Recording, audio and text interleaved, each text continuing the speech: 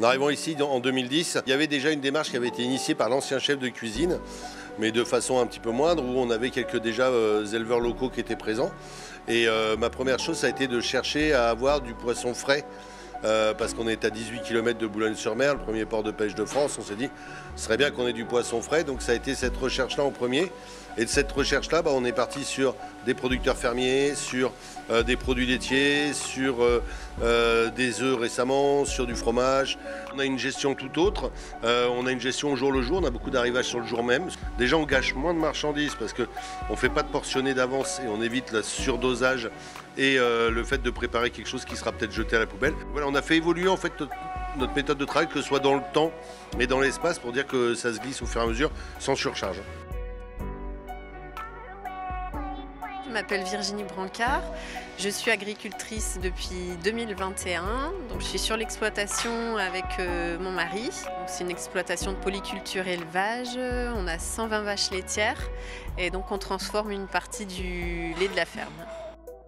Nous proposons des yaourts, donc des yaourts brassés aux fruits, des yaourts nature, des yaourts aromatisés, du beurre, du fromage blanc, de la crème fraîche, du fromage et on a une gamme de desserts. Nous commercialisons les produits dans un rayon de 50 km environ. Le collège du Caraquet, j'y vais tous les lundis matins.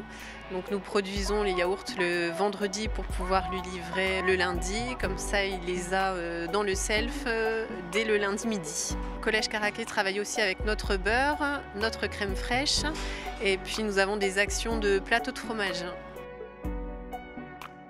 Virginie, on a commencé à travailler avec son prédécesseur. Je cherchais à trouver des yaourts fermiers qui étaient de notre secteur. Donc elle est installée à Bourte, c'est-à-dire c'est à quoi? C'est à 10 km du collège. Il y a des enfants qui viennent de ce village-là parce qu'on a beaucoup d'élèves transportés. On a fait évoluer notre commande aussi. On a démarré à 50 yaourts semaine. On est passé à 50, 100, 150, 200. Là maintenant on est à 400.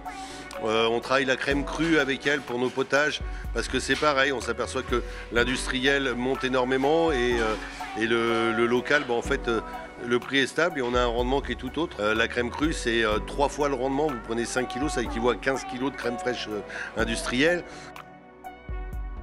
Et Virginie, en fait, notre système, c'est qu'une semaine à l'avance, il faut que j'arrive à lui dire la quantité de produits dont je vais avoir besoin. Donc, généralement, sur les laitages, on est relativement stable. Et sur le beurre, selon si je vais faire des pâtes, de la purée, des choses comme ça. Là, par exemple, de la purée, on en fait aujourd'hui. La purée, aujourd'hui, c'est 15 kg de beurre. Il y a 15 kg pour une purée, plus ce qu'il va y avoir à côté. Donc, on va être à 20-22 kg de beurre à la semaine. On essaie d'anticiper et de travailler en fonction de cette capacité de production. Le partenariat avec le collège, c'est tout simplement en direct, donc soit par téléphone ou bien lorsque je vois Régis le lundi matin, il voit ses menus et me passe commande directement. C'est intéressant aussi bien pour les élèves de voir qu'ils peuvent manger des produits locaux, faire découvrir aux enfants le goût du vrai yaourt en fait, puisque lorsqu'on repart sur un yaourt standardisé, on voit quand même la différence. Pour que les élèves prennent conscience de ce qui est fait, il y a une communication permanente qui est faite sur l'espace numérique de travail, donc le NT. Il y a un affichage régulier avec les programmes Mr Goodfish, les liens aussi avec les éleveurs, on les cite parce qu'on le sait. On cible aussi sur l'affichage au self d'où viennent les produits.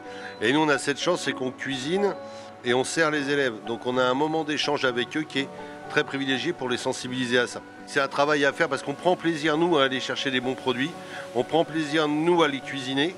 Donc on prend plaisir à les distribuer, à échanger avec les élèves.